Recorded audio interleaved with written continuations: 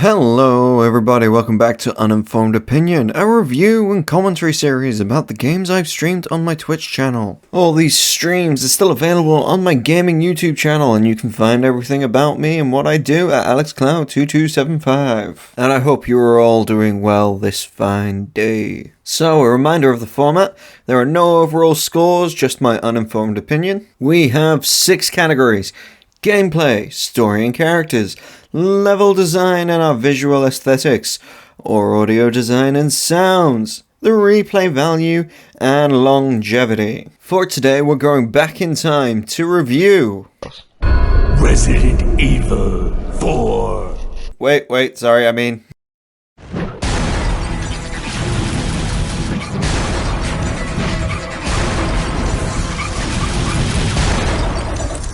Let's rock, baby.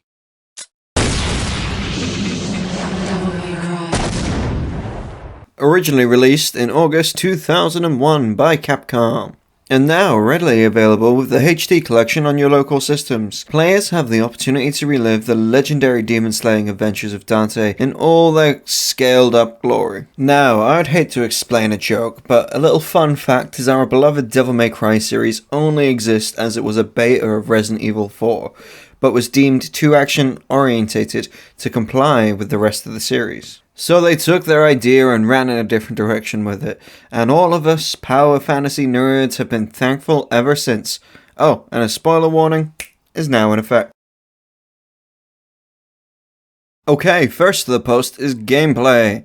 Now, the gameplay of the original Devil May Cry remains as exhilarating as ever, although frankly it is slightly dated. I know, right? How dare I say a game that's 23 years old is dated. Controlling Dante feels as responsive and as intuitive as ever, and the combat mechanics are a joy to master. As this was my original introduction to the series back when I was a wee lad, it was a nostalgia overload for me in my replay. The game's emphasis on stylish action with its intricate combo system and acrobatic maneuvers sets it apart from many other titles of its time. Yet that's the clutch here. For its time. It's a solid foundation, but for a modern gamer, it does take some time to get used to. And that's a drawback with this game. It doesn't tell you how to do its combinations. Some special moves and certain attacks give you a nice tutorial, others, like the Million Stab, do not. So, from a gameplay standpoint, there's a lot of trial and error. It's a do something once, think, oh damn, that was pretty cool, and then trying to do it 8 times just to get the move out again. There are so many times I attempted to do a move, self-regulate, think to myself they've only introduced that in a later sequel, and then pulled off the move I was trying to do when trying to attempt another combo. It's a double-edged sword. There are a lot of pause combinations that can lead to a fun and stylish combo, but it doesn't tell you where the pauses are. However, for breaking the ice of the genre of spectacle fighters, I shouldn't be overtly critical. I mean, for the purposes of this commentary I am, but I shouldn't be. The game carefully introduces you to its various weapons, guns, and techniques, ensuring you're not overwhelmed at any one time. And this, again, is where you can see its Resident Evil roots, as the original set of mundane weapons are very similar. You start with pistols, which are still badass, to a shotgun, to a grenade launcher, and others. All reminiscent of finding these weapons for the first time from its grandfather titles. Now, in this game, you also get something that I failed to mention in my DMC 2013 review: the devil triggers. I know, right? What a disservice.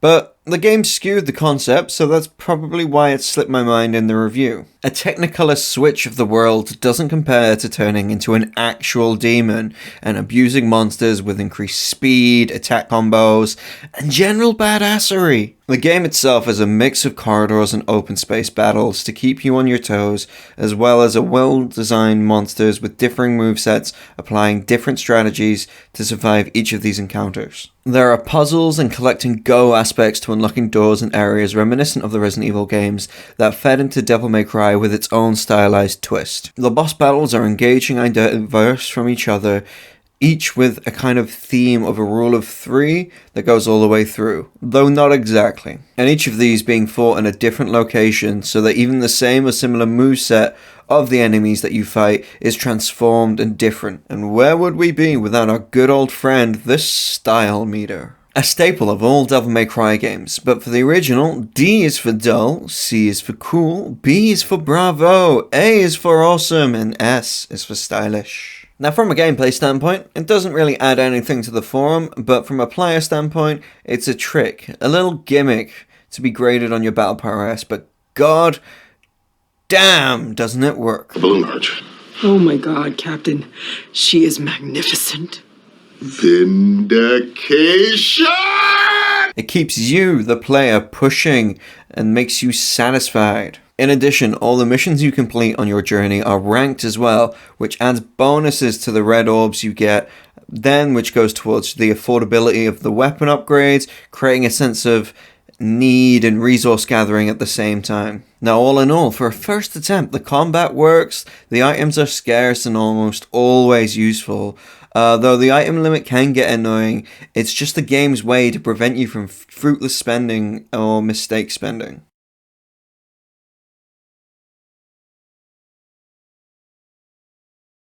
Right, let's be honest, in the modern world of gaming, you know, of your God of Wars and your Last of Us, to call what Devil May Cry has a story is an injustice. This is not to say that there isn't one and that it isn't engaging, but we have to just be honest here.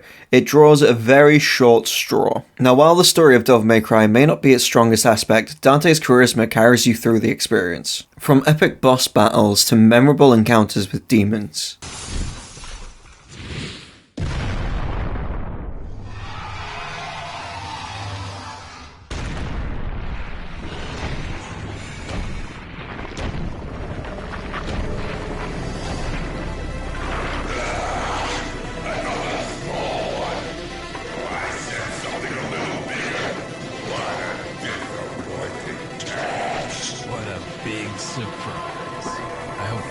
You got something inside that big body of yours.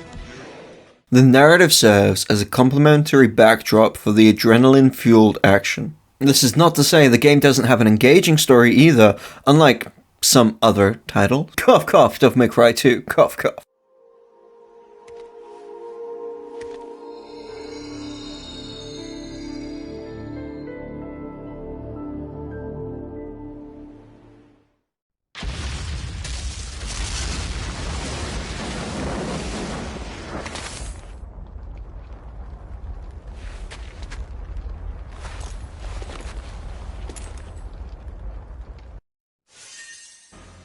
So let's get to it. A call to action bursts through Dante's front door. And quite literally, more premise is laid down for the player. You're the man who lost a mother and a brother to evil 20 years ago. The son of the legendary Dark Knight Sparta, Mr. Dante. Whoa, slow down, babe. Dante explains his motivation. A lot of your kind comes around. And if I kill each one that comes, eventually I should hit the jackpot sooner or later. In that case, you should be used to this sort of thing.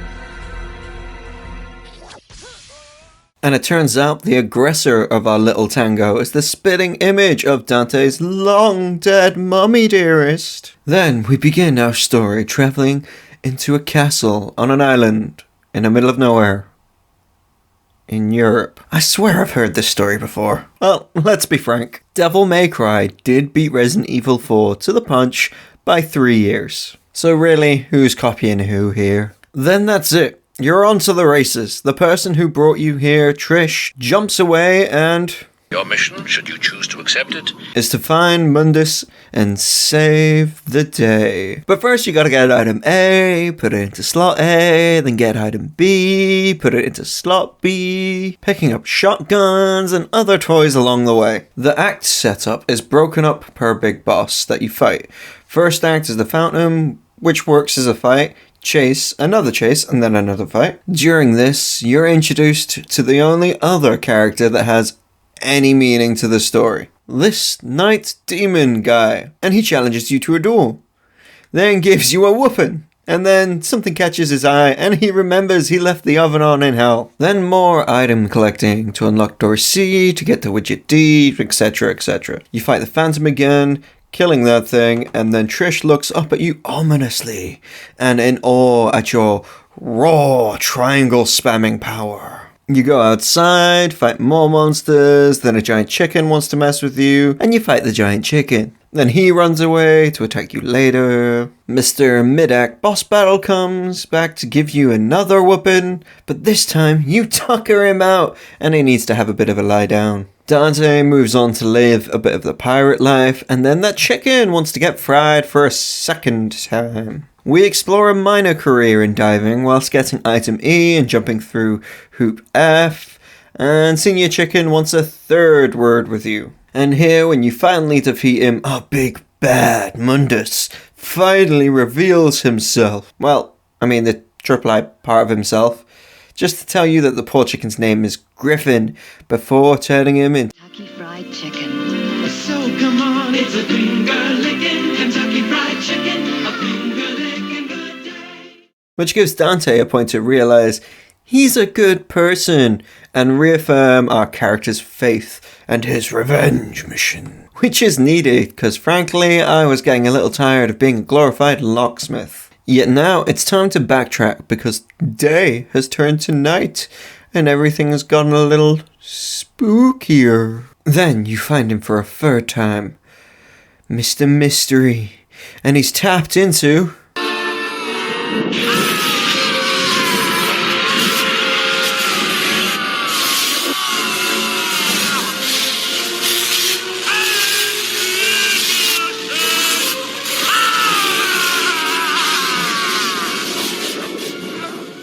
And now he has a face, and that hair, and those eyes, and those moves!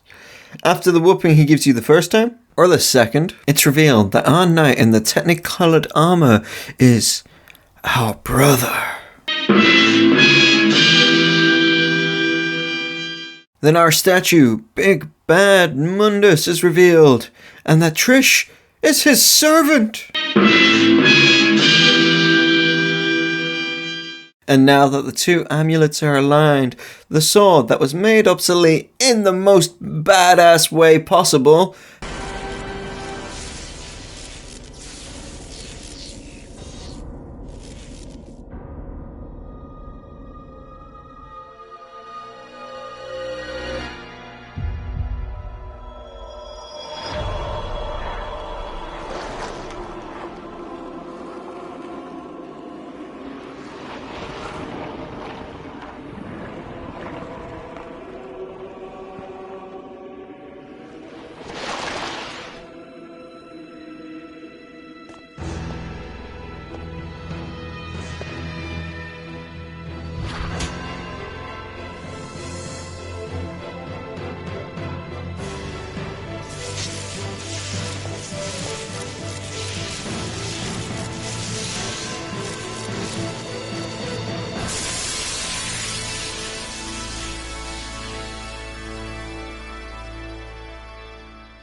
has a purpose again. It becomes the legendary demon sword Sparta.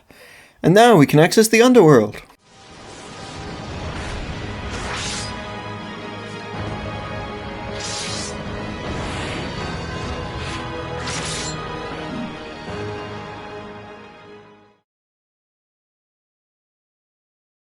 And after fighting the boss of the third act twice, you finally enter the underworld. Then you find your own personal mommy issues, injured and in need of your help.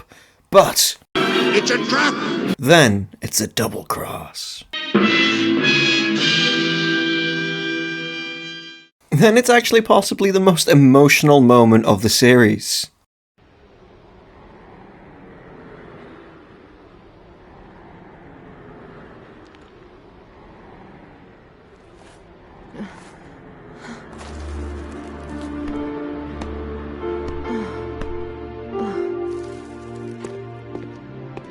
Dante! Dante, why did you save my life?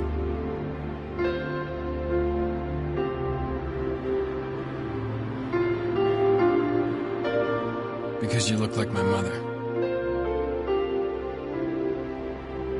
Now get out of my sight. The next time we meet, it won't be like this.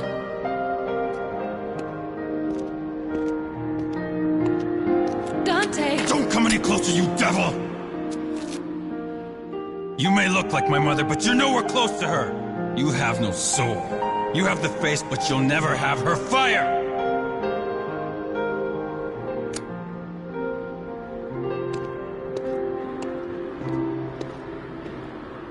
Then you confront him. The evil that put all of this into motion. The statue, who then uses your mummy issues as a hostage, which then fills Dante with the ever essential motivation of kill that bitch! He transforms, you transform, the fight ensues. Now, as this is the story and character section, we are gonna gloss over my issues with the boss battle. And guess what? After some trial and error, you win! Dante is returned to the chapel, hands over his belongings to Trish, and explains how he... I should have been the one to fill your dark soul with light!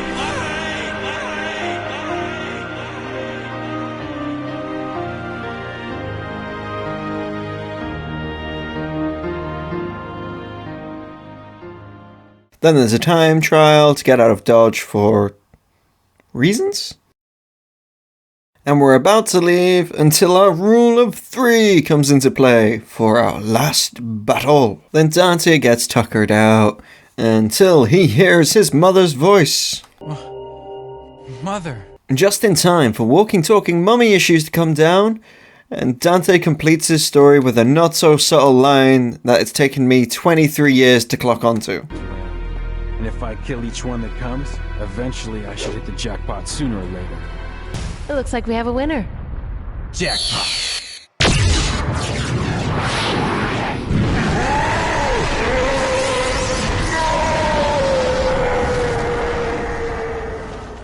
And then we must escape the island. No, not that island. No, not that one either. That's the one. And our characters fly off into the sunset and live happily ever after.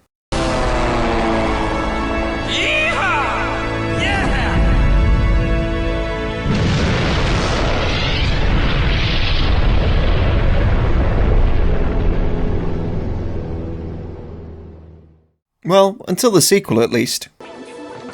This one has the password. Sounds heavy. Okay, let's get it over with in 10 minutes. Can't let a single one of those suckers live. 5 minutes. More than enough.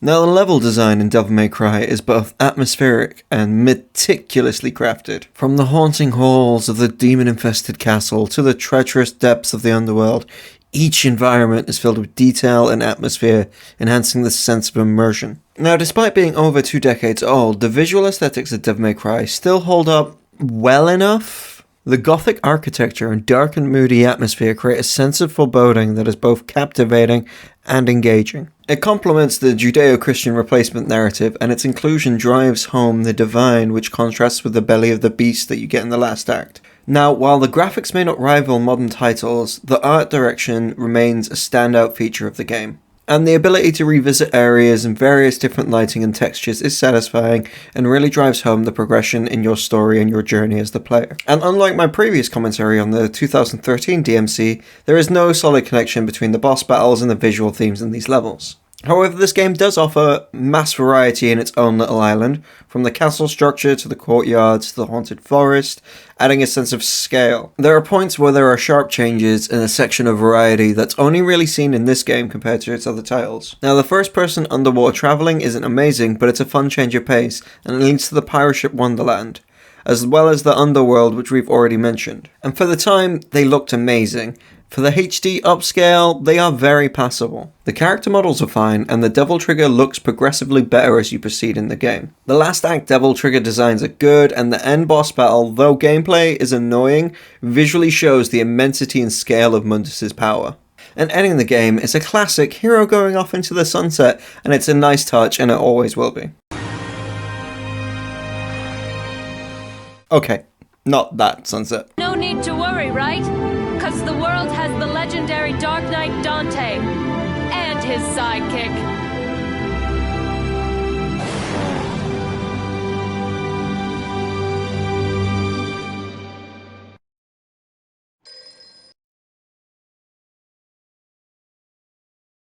The audio design of Devil May Cry is as impactful as ever, with a dynamic soundtrack that perfectly complements the on-screen action.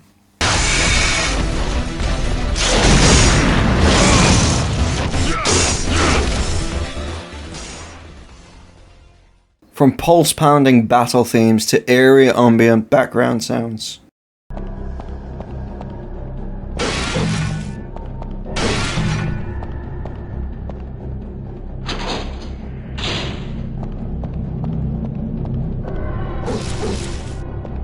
The music enhances the atmosphere and sets the tone for each encounter. Additionally, the sound effects are crisp and satisfying, further immersing the players in the world of Devil May Cry. The swords slash,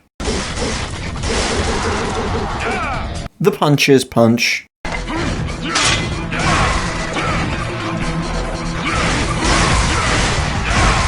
and each gun is satisfying.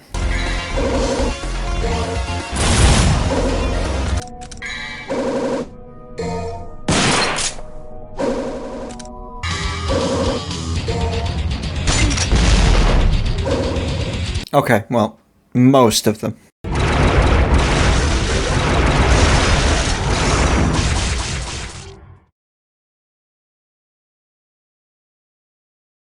Devil May Cry offers plenty of replay value for people who want to take it. And I'll be the first to admit, it's an opportunity I never really progressed on fully. I mean, yes, I have played this game several times when I was younger on the PlayStation 2. Another time a few years later in the HD collection, recently again when I started streaming. Players can challenge themselves to achieve higher star ranks, unlock new abilities, and discover hidden secrets. Yeah, as this is my uninformed opinion, I only pick up this game every 5 years, maybe. Literally, if you're looking to burn a few hours once every couple of years, the replay value is definitely there, but I personally haven't taken it to the nth degree.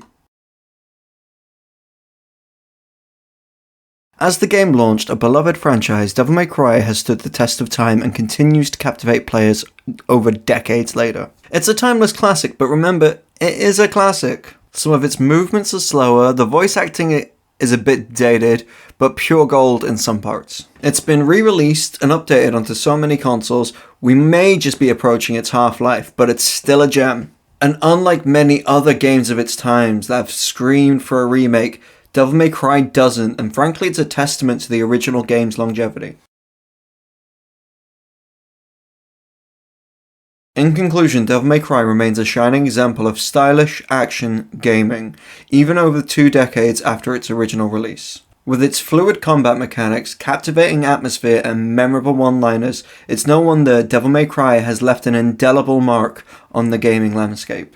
Whether you're revisiting the game for nostalgia's sake or experiencing it for the first time, Devil May Cry is a must-play title that deserves its place among the pantheon of gaming classics. And that's it for the video, guys. Thank you very much for watching. Do any likes, follows, comments, or subscribes that you may wish or want to do on my YouTube and on my Twitch channel. I do promise, at some point, I will have some nice outro music for these credits. Until then, thanks very much for your time, and I'll catch you in the future. You have no more messages.